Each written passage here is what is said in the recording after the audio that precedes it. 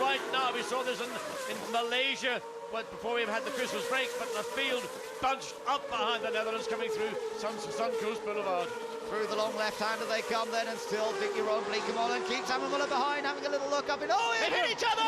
Both out! Both out! And that puts more cars up in the top 10. Did I talk about red mist from Germany?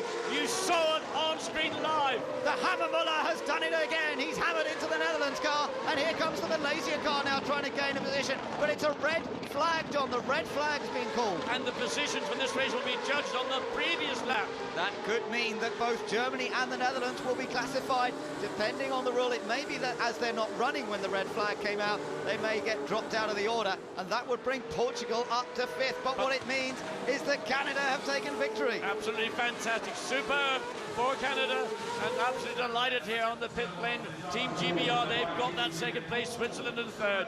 What about that accident at the end? Let's hear from Bleekemolen with Simon. Jeroen, obviously very upset about that. What was your version? Well, it's just incredible. This guy has been pushing off people every race. He's been punished already before, and last race in Australia, he just pushed me on the grass. This time, you know, we're racing street circuits. You brake on the absolute maximum, and then he just knocks you in the rear, and you go off. And he hit me 3 times, and the last time was just too bad. You know, it was too hard, and then I went off. But I think, you know, we have to look at this, because this guy is just impossible to drive with. You can't race in a fair way with him. I mean, there are 20 drivers that can race in a fair way, and he can't. So we really have to look at it.